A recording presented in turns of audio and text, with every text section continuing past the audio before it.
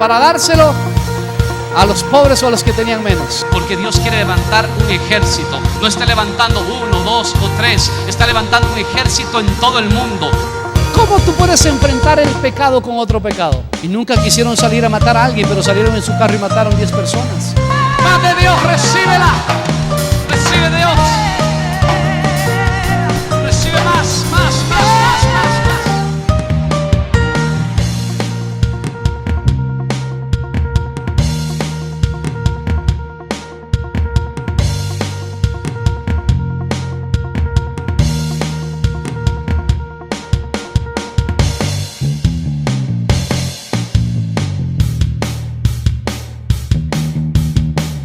El día de hoy le quiero compartir un tema que se llama No hay victoria sin riesgo. ¿Cuál es el tema? Diga que está a tu lado. No hay victoria sin riesgo, dígaselo. ¿Cuántos vinieron porque necesitan un milagro de Dios este día? Levante la mano. Ok, listo. Entonces está en el lugar correcto, totalmente. La historia del libro de Esther, no la voy a leer para ahorrarles un poco de tiempo, se lo voy a contar. Voy a leer ciertos capítulos, pero ábralo ya en el capítulo 2 por lo menos. Esther capítulo 2. El libro de Esther es un tiempo en donde el pueblo de Israel o los judíos estaban en un momento difícil de su vida, de la historia de su vida. Esta historia más o menos se da en el año 486 antes de Cristo. Para que usted entienda un poquito lo que había pasado, es de que el pueblo de Israel había sido llevado cautivo por Babilonia. Pero luego los babilonios no se quedaron para siempre, pues los babilonios salieron, ¿verdad? Y vino el reino de los persas o medo-persa, ¿verdad? Y ahí asoma en la historia un rey llamado Asuero. Asuero era hijo del rey Ciro, hijo de Darío y nieto del rey Ciro de Persa. Este hombre tenía pues 127 provincias que estaban en su reinado. Imagínense, era un rey que tenía totalmente casi todo el mundo conocido, estaba dominado por este rey. Pero la Biblia dice que más o menos al tercer año, eso es capítulo 1 de Esther, dice que al tercer año de su reinado, Asuero dijo: wow, tengo un reino tan lindo, pero voy a invitar a todos los gobernadores, e invitó a toda la gente importante de las 127 provincias a hacer un banquete. Y el banquete apenas demoró 6 meses. ¿Qué le parece a usted? ¿Ha sido invitado usted a una fiesta de 6 meses? ¿No? Qué lástima, yo tampoco. Pero duró 6 meses y dice la Biblia que el banquete era espléndido. Habían colores, azul, había dorado, y las copas eran de oro. La gente comía y bebía lo que quería. Era la gente más importante de todo el reino conocido en aquel entonces. Pero sucedió algo, que a los 6 meses pareciera que a Asuero le faltó fiesta. ¿Conoce usted gente así? ¿O no? Sí, le faltó fiesta a los 6 meses y dijo: muy pocos 6 meses. Vamos a tener que tener una fiesta más, y la alargó una semana más. Y cuando estaba en esa semana, pues se dio cuenta de algo. En todo este tiempo yo no he podido mostrar toda mi grandeza, porque he mostrado oro, he mostrado aún, ¿verdad? Los mismos jarros eran de oro, toda la grandeza de mi reino, pero me falta algo. Falta mostrar a mi amada y linda y bella esposa. Wow, era el tesoro más grande, ¿verdad? Así es que dijo: por favor, manden a decir a Vasti que tiene que presentarse. Y Vasti dijo: señores, 6 meses en fiesta, 7 días más, un montón de borrachos lujosos. Eso era lo que eran borrachos, pero eran gente noble. Y ¿quieren que me presente ahí? Y ella dijo: señores, yo no me voy a presentar delante de ninguno de estos tipos. Y le fue dado aviso al rey. Y el rey se quedó, ¿saben cómo? Quedó helado, diríamos nosotros los ojanos, frío helado se quedó. Y dijo: ¿cómo es posible que esta reina no me haga caso? Y claro, el asunto fue que él lo había dicho públicamente. Ahora la esposa le estaba desobedeciendo públicamente al rey. Y dice la Biblia que entonces él preguntó: ¿qué se debe hacer? Y se lo preguntó a los sabios: ¿qué se debe hacer con esta mujer que no se quiere someter? ¿Qué creen que le dijeron los sabios? Rey, tenemos un problema. ¿Qué va a pasar? Mire cómo es la gente. No, le pidió un consejo para él. Y el consejo realmente fue para ellos mismos, para los sabios, porque los sabios dijeron: ¿qué van a hacer nuestras esposas? No pensaron en Vasti ni en Asuero. Dijeron: ¿qué van a hacer nuestras esposas cuando se enteren de que tú mandaste a ver a tu esposa y tu esposa se negó? Así que no se ponga un reinado de mandarinazgo aquí en esta hora. ¿Qué tienen que hacer? Pues tienes que hacer algo, querido rey, y es desecharla a Vasti como reina y tome otra a su lugar. Y dice la Biblia que a Asuero le pareció bien. ¿Cuántos están de acuerdo con Asuero? Le pareció bien. Y sencillamente, bueno, no sabemos qué pasó. Algunos dicen que Vasti solamente fue desechada y nunca más la pudo ver Asuero.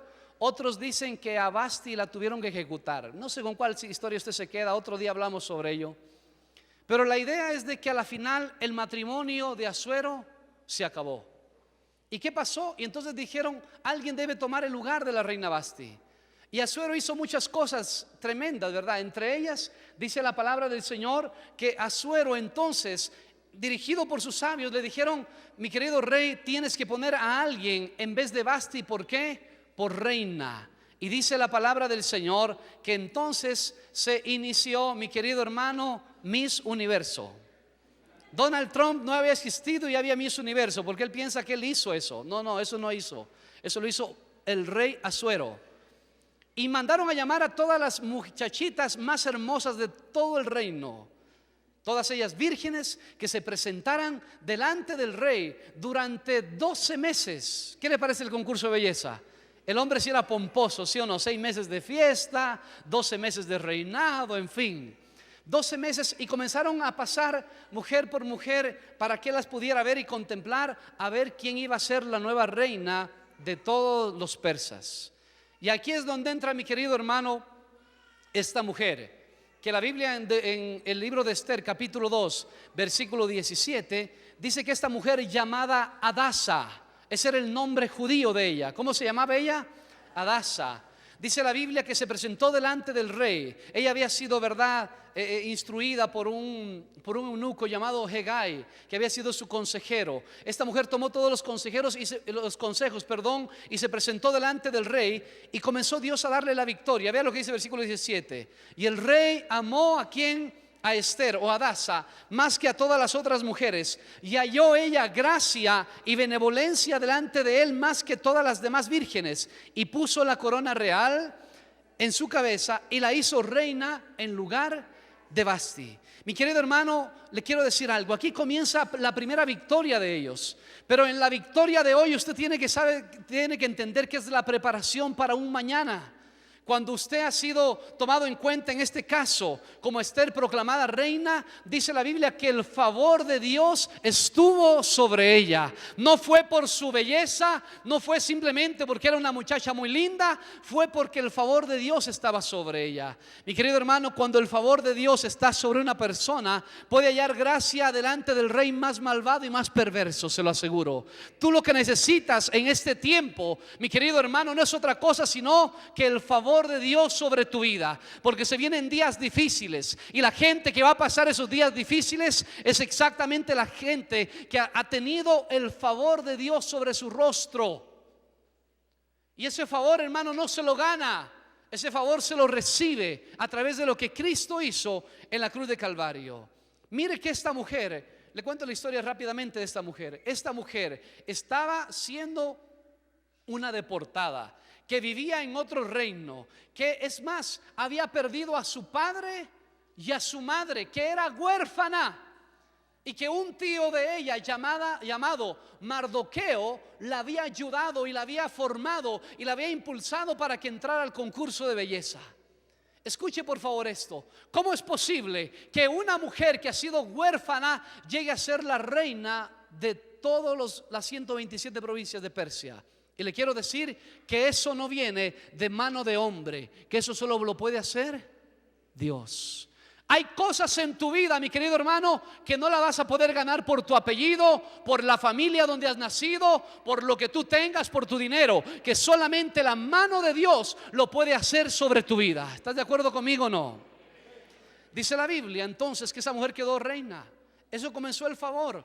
Y la segunda cosa, la victoria que ellos tuvieron al principio, fue también que en el capítulo 12, en el versículo 21, Mardoqueo se quedó fuera, ¿verdad? Ella llegó a ser reina.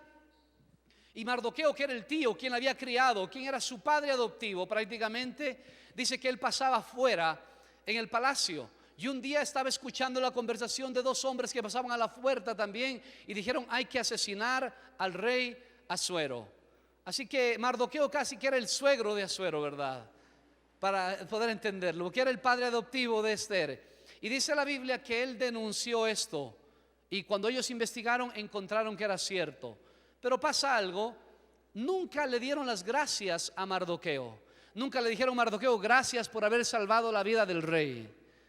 Mi querido hermano, yo quiero animarte a hacer algo en esta hora, a que tú puedas hacer el bien a las personas, aunque a veces no te lo agradezcan. ¿Te ha pasado alguna vez en tu vida que hiciste algo por alguien y no te agradecieron? ¿Te pasó eso? ¿O hiciste algo por alguien y en vez de ser algo bueno, más bien saliste trasquilado? ¿Te ha pasado eso? Hermano, no te preocupes, porque va a llegar el momento donde todo lo que tú hagas a favor de alguien, ¿sabes qué es lo que pasa? Hay un librito que se llama el libro de las memorias. ¿Cómo se llama? Donde están anotando absolutamente todo lo que tú haces. Y aunque nadie te dé gracias, ¿sabes qué están haciendo? Escribiendo. Y dice la Biblia inclusive que anotaron ese día en el libro de las memorias del rey o de las crónicas del rey, anotaron lo que hizo Mardoqueo, pero nadie le agradeció. Hay personas, ¿verdad?, que le dicen: no, es que yo hice esto, pastor, y nadie me agradeció, nunca más ayudo a nadie. Mardoqueo no, siguió viviendo ahí en las gradas del palacio. Bueno, él tenía su casa realmente, pero él iba ahí a ver cómo estaba su hija adoptiva. Mi querido hermano, eso pasó, y yo te quiero decir que vale la pena ayudar a la gente aunque nadie te lo reconozca, porque tú estás haciendo una cuenta en los cielos. Amén. Así que debes seguir trabajando en esto. Pero bueno, la victoria de hoy te prepara, ¿sabes para qué? Para la crisis del mañana. Tú debes entender que en esta vida siempre vamos a tener crisis. El capítulo 3 de este mismo libro sale a la palestra un hombre llamado Amán. Dice la Biblia que este hombre llamado Amán se fue puesto por el rey Asuero y lo engrandeció. Mira el versículo 1 del capítulo 3, por favor. Dice así: después de estas cosas, el rey Asuero engrandeció a Amán, hijo de Amedata, Agageo, y lo honró y puso su silla sobre todos los príncipes que estaban con él. Y todos los siervos que estaban a la puerta del rey se arrodillaban y se inclinaban ante Amán, porque así lo había mandado el rey. Pero Mardoqueo ni se arrodillaba ni se humillaba. Comienza la crisis del pueblo con este hombre. ¿Cómo se llamaba? Amán, Amedata, Agageo. Qué nombrecito, ¿verdad? ¿Le gustaría a usted tener un hijo que se llama Agageo? ¿No? Muy bien, lo felicito. Escuche por favor. Agageo viene, usted debe entender que Agageo significa de cuál es su linaje. El linaje de dónde venía este hombre es de Agag. Y usted va a decir: pastor, ¿y quién es Agag? Primera de Samuel capítulo 15, Dios le había dicho a Saúl, al rey Saúl: por favor, deshazte de todos, inclusive del rey. ¿Cómo se llamaba el rey? Agag. ¿Escuchó? Dios le había dicho a Saúl: por favor, deshazte de todos, y Saúl no lo quiso hacer y lo dejó vivo al rey Agag. Y este hombre era un descendiente de Agag. ¿Sabes por qué Dios a veces te dice algo el día de hoy, aunque tú no lo entiendas? Porque Dios sabe el futuro que te espera. Y Dios sabe que el futuro para este pueblo, Israel, iba a tener que enfrentarse más adelante un hombre que iba a ser descendiente del reinado de Agag. Le quiero decir, hermano, que tal vez hay obediencia que usted hace el día de hoy a Dios y que usted dice: Dios, no le entiendo, no sé por qué lo estoy haciendo, no veo los frutos, pero puede ser que después de 500 años vas a ver los frutos. Así, pastor, qué chistoso el pastor. No, 500 años, ¿qué me importa a mí? Es tu familia, es tu generación. Escúcheme por favor. ¿Sabe dónde iniciaste tú? ¿Sabes dónde iniciaste tú tu vida? ¿Dónde iniciaste tú el comenzar a seguir a Dios? ¿Dónde comenzaste tú en tu vida espiritual, económica, familiar? Donde te dejaron tus padres. La gente comienza normalmente, ¿sabes qué? Desde el hombro de sus padres hacia arriba. Este episodio que le voy a contar, a lo mejor, no digo que pueda ser que nunca hubiera sido, pero a lo mejor yo puedo decir que si no estaba Agag, descendiente de Agag, a lo mejor no hubieran tenido esa crisis esos judíos. Qué tremendo que la obediencia de hoy todavía hable 500 años después. Y te lo podría decir porque no tengo mucho tiempo, pero Jeremías 35 habla de lo mismo. Un hombre que después de 300 años su obediencia siguió hablando, los recabitas. Y podría seguirte hablando de situaciones y de personas. De David, un hombre que obedeció a Dios y que tuvo conforme el corazón de Dios, y que después, mi querido hermano, de 700 años le nació el Mesías. Y podría darte de personas que cumplieron con Dios el día de hoy y que le quitaron líos y problemas a su familia mañana. Hay algunos líos y problemas que estás teniéndolos tú porque tus antepasados no los quisieron enfrentar. ¿Sabías eso? Qué tremendo lo que te estoy diciendo.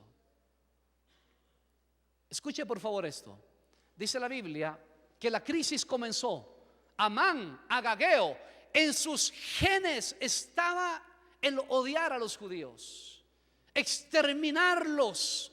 Él no sabía eso, pero sin embargo se levantó un día y fue, ¿verdad?, el segundo después del rey, y pasó por el palacio y ahí estaba Mardoqueo. Mardoqueo, en cambio, en sus genes estaba ¿qué? El no adorar a un hombre, el no arrodillarse delante de una estatua, el no traer veneración a nadie, no hacer idolatría. Y dice la Biblia que cuando pasó Amán, todo el mundo ¿qué hizo? Se arrodillaron a Amancito, ¿verdad? A adorarlo a Amán. Y dice la Biblia que excepto ¿quién lo hizo? Mardoqueo. Y Mardoqueo se quedó viendo a todo el mundo. ¿Por qué se arrodillan delante de un hombre? ¿Y sabes qué pasó? Entonces dice la Biblia que Amán se amargó. Y cuando se amargó, entonces dijo: ¿quién es ese tipo que no se arrodilló? Y dijeron: se llama Mardoqueo. ¿De qué pueblo es? Es judío.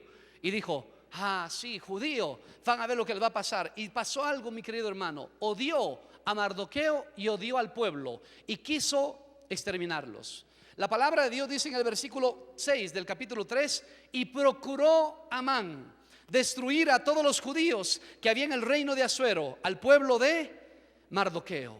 Un día Amán fue donde el rey, ¿verdad?, y le dijo: querido rey Asuero, yo te quiero dar dinero, te quiero dar 10,000 talentos para que me permitas tú hacer. Quiero exterminar a un pueblo que al reino no le hace bien. Es un pueblo que a la final es un pueblo que no sirve para nada, ¿verdad? Debemos destruir. Y dijo: ¿cuál es ese pueblo? Los judíos. Dijo: toma mi anillo. Toda carta del rey era sellada con un anillo. Hizo una carta y mandó a las 127 provincias de Persia para decir que puedan exterminar a los judíos, jóvenes y ancianos. Versículo 13 es ese: jóvenes, ancianos, niños, mujeres, en un mismo día, en el día 13 del mes 12º, que es el mes de Adar, y de apoderarse de sus bienes. Era la crisis, era tremenda. Le comparto algo de historia aquí. Dice la Biblia que ellos votaron suertes, o pur, que se llama, ¿verdad?, en el original. Dice que votaron y que cayó el día de exterminarlos el día 13 del mes 10º. Ese es el mes de Adar. Y que en ese día iban a ser exterminados.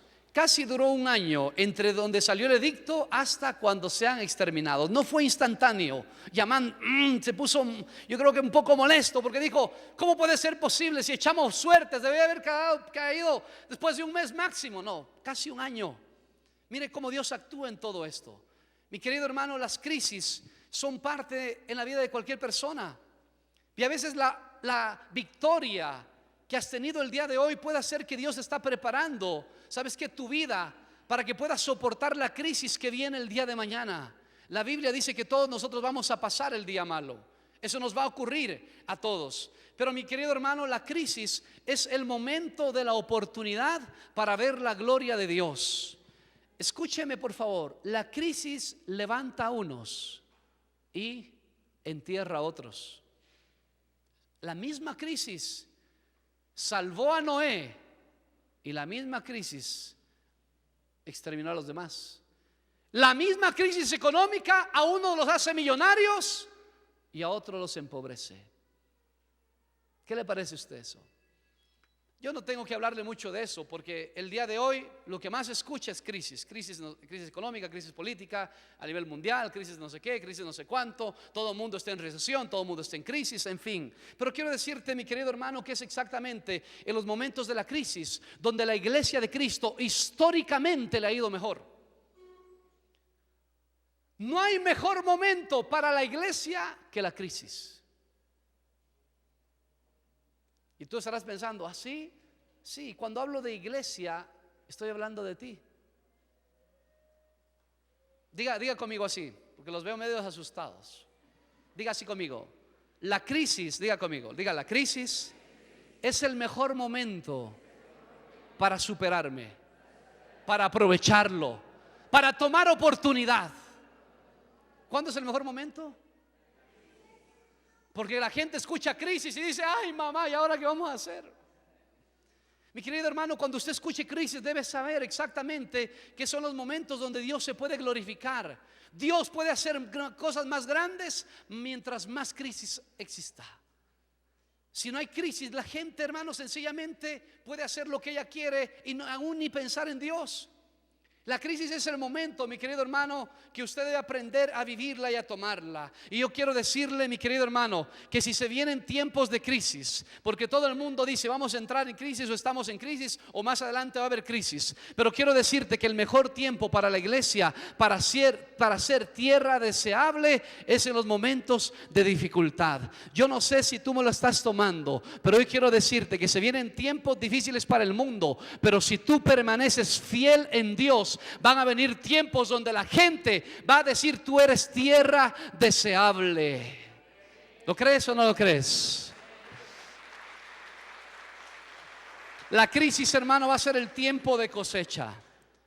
Si tú has sido fiel con Dios, yo te quiero decir que vas a salir rápidamente de lo que el mundo está viendo. Este hombre, Amán, hizo una crisis. La crisis de él no era económica. ¿Qué quería hacer? Exterminarlos. En la historia han habido varias personas que han querido exterminar a los judíos, tú lo sabes. Amán es uno de los primeros como primer ministro de Persia que quiere hacerlo. Pero si tú ves el siglo II antes de Cristo, un hombre llamado Antíoco Epífanes lo quiso hacer.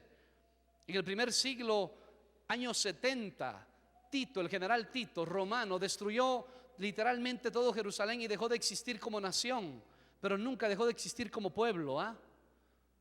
Y tú sabes que en 1948 Dios los volvió a implantar en el mismo lugar donde habían estado. Bueno, esa es otra historia. Pero lo que quiero decirte sencillamente de que en las crisis Dios siempre se ha glorificado y se va a glorificar todavía. La palabra de Dios dice que la situación se volvió imposible de llevarla adelante. ¿Por qué? Porque había un edicto. Capítulo 4, por favor, versículo 1 en adelante. Dice la palabra que luego que sucedieron todas estas cosas, este hombre llamado Mardoqueo hizo algo, mi querido hermano.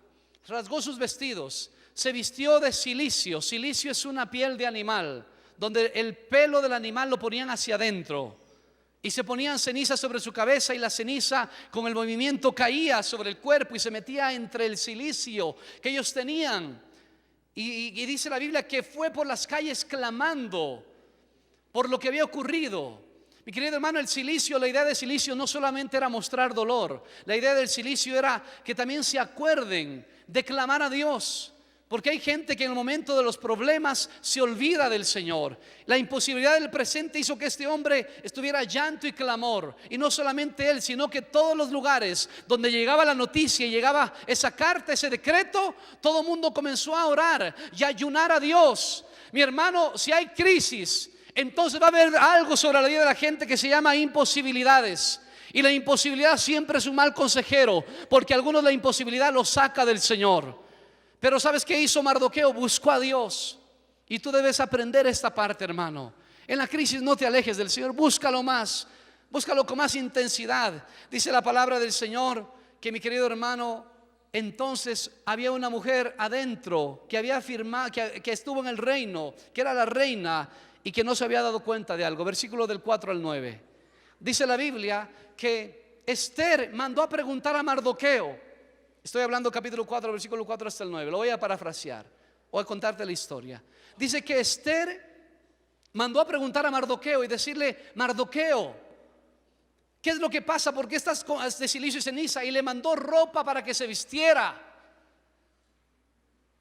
Y Atac, que era un hombre que lo había puesto el rey para que le ayudara a esta mujer, era un eunuco.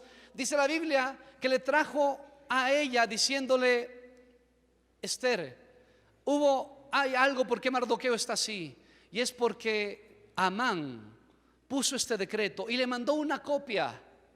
Escuche por favor esto. ¿Sabes qué me admira de Esther? Que estaba dentro del palacio y que no sabía nada. ¿De dónde salió el decreto? Del palacio. ¿Quién lo selló? Su esposo. Y no sabía nada. No hay ningún esposo que haga nada en ocultas de su esposo, ¿verdad? No, aquí no, gloria a Dios. Felicito. Yo tenía un amigo que en una ocasión le llegó a la esposa a decir: amor, recoge las cosas porque vendí la casa. ¿Qué? ¿Vendiste la casa? Sí, vendí la casa, nos vamos a otra. Bueno, eso no pasó aquí. Solamente que no le dijo que iban a matar a los judíos. El rey no sabía que su esposa era judía.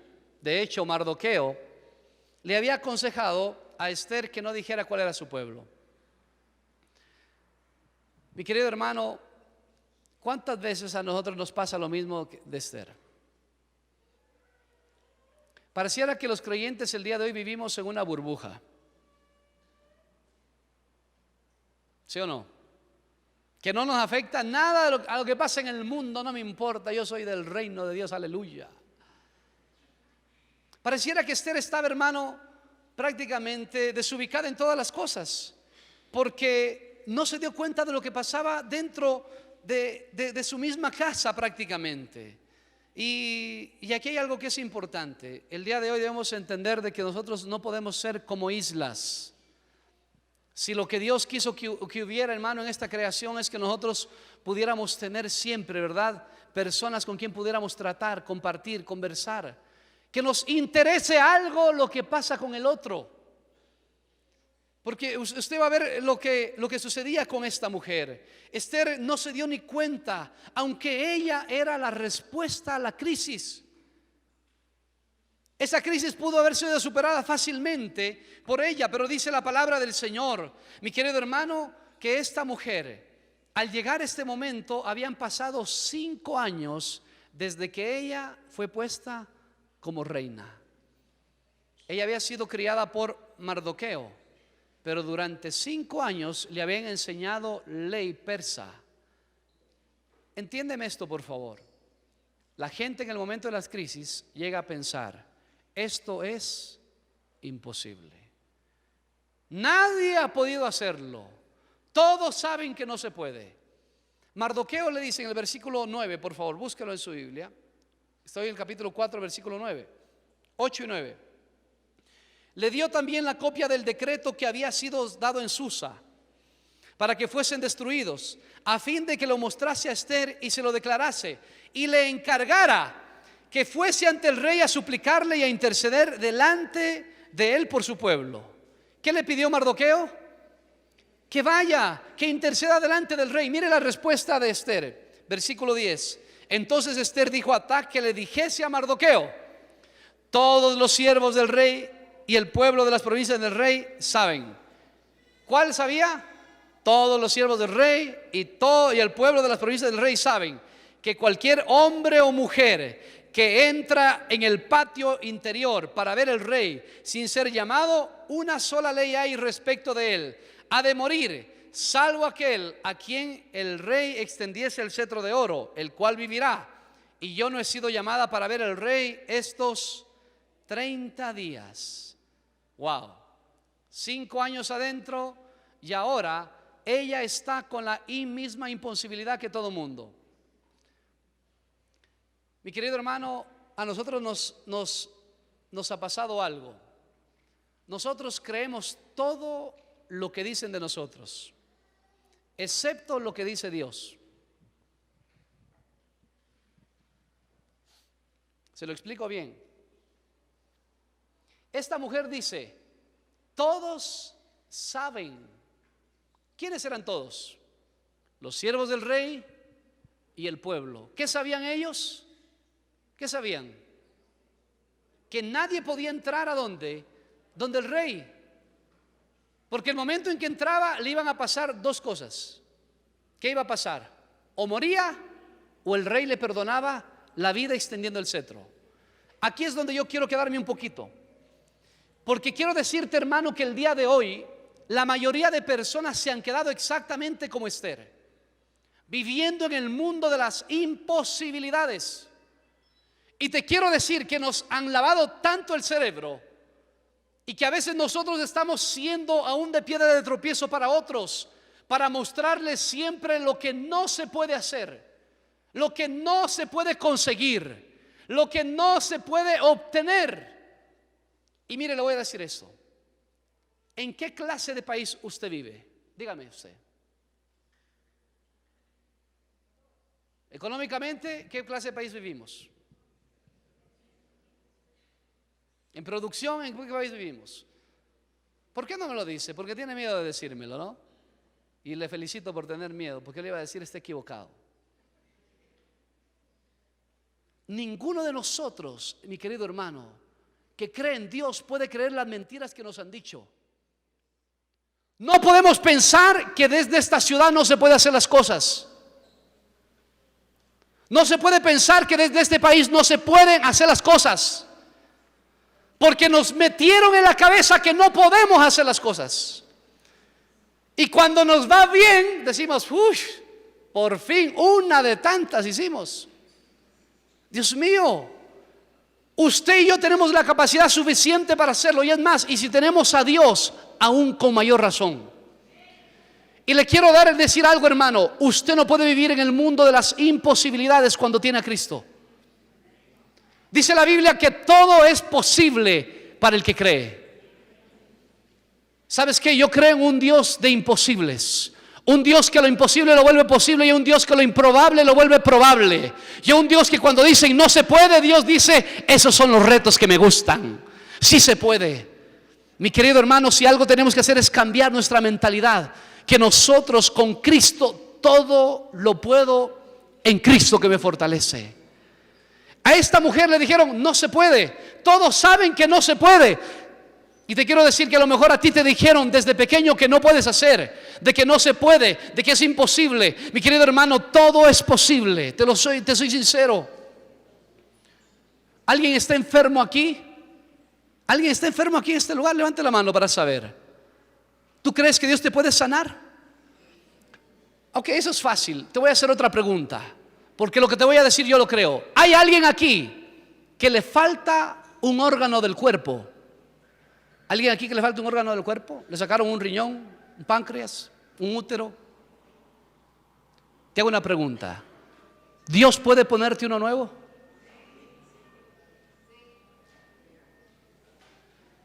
Ya no estoy hablando que te sane, estoy hablando que te ponga. ¿Tú crees que puede pasar eso? No te veo tan convencido. Algunos me están viendo extraño ahí diciéndome: pastor, ¿qué le dio de comer hoy de mañana a la pastora? Pero quiero decirte, hermano, que el mundo de las imposibilidades no existe con Dios. Escúchame, por favor. Yo estoy escuchando por todo lado que Dios está poniendo órganos nuevos a las personas. No existía, no es que lo sanó, es que no existía. No tenía un riñón y de repente apareció con los dos. ¿Cómo pasó? De un momento a otro no puede pasar. Mi querido hermano, el Dios que tenemos es un Dios de imposibles. Yo escucho a un pastor contándome una historia, diciendo: me abrí una obra y Dios me dijo que fuera y contratara un lugar muy grande, y cuando fui a contratar el lugar valía no me acuerdo cuántos miles de dólares, y lo contraté, y lamentablemente los primeros 3 meses no vino nadie y tenía que pagar eso.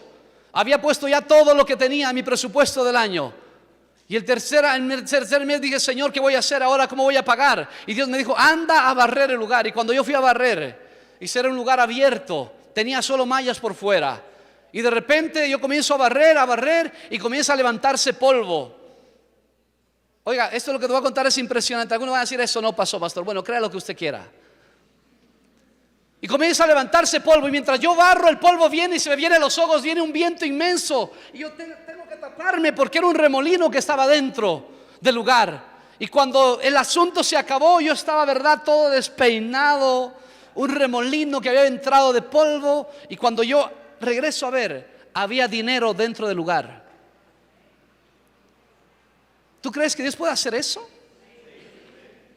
Escucho a un pastor hablando y diciendo: pastor, fui a un lugar, en una iglesia a predicar, y de repente hay un tipo sentado. Yo le conté, creo, esto. Hay un tipo sentado ahí que está en una silla de ruedas, y Dios dice: anda y ora por él. Y este pastor es así, más grande que yo y más grueso que yo, y dice: yo voy a orar, y lo tomo de los hombros y le digo: en el nombre de Jesús, camina. Y se me cae.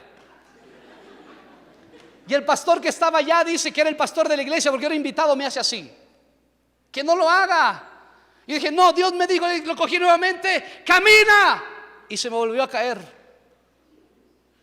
Y el pastor me dijo, y lo cogí nuevamente y le dije: camina. Y el tipo se quedó parado, y la gente comenzó a gritar y a llorar. Y yo dije: ¿por qué están gritando y llorando? Y se me acercó el pastor y le dijo: ¿sabes qué, pastor? Él no tenía pies. Dios le puso piernas nuevas. Escúchame, hermano, no es un cuento lo que te estoy contando. Es que tú no te has dado cuenta el Dios que tenemos. Porque a veces la gente, cuando dices un milagro, dice: sí, Dios me va a sanar algún día, y poquito a poquito. ¿De qué Dios estamos hablando? Yo te estoy hablando de un Dios que puede controlar el mar, el viento, de un Dios que puede caminar sobre el agua, de un Dios que puede abrir un mar completo, de un Dios que puede salvar una nación y transformar la vida de un hombre pecador en un hombre santo, ungido para la gloria y honra de Dios. Te estoy hablando de un Dios majestuoso. El Dios que tienes es el Dios que hizo esta tierra. Y escúchame, hermano, ¿sabes de dónde lo hizo?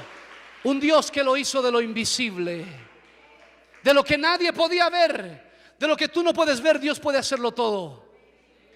Porque Dios no lo hizo de la nada, lo hizo de lo invisible. Y si Dios, mi querido hermano, está en su pensamiento, es porque Dios lo va a hacer. ¿Cuántas cosas estamos el día de hoy, hermano, viviendo en imposibilidades? No, es que no se puede, no se puede, no se puede. ¿Quién te dijo que no se puede? Yo te he contado la historia 1000 veces, tal vez, de aquel tipo que dijo que no se puede. Que aquí en Loja las iglesias, me dijo literalmente, en las iglesias en Loja hasta 100, máximo 200. De ahí se mueren. ¿Cómo que no se puede? Se puede. Para la gloria de Cristo se puede, y se puede más. ¿Tú tienes un Dios grande o no? Pregúntale al que está a tu lado: ¿qué clase de Dios tienes? ¿Tienes un Dios que lo imposible no lo puede hacer? Todos saben que no. ¿Quién le dijo eso? ¿Quién le dijo eso a Esther? ¿Quién le dijo eso a Esther? Que todo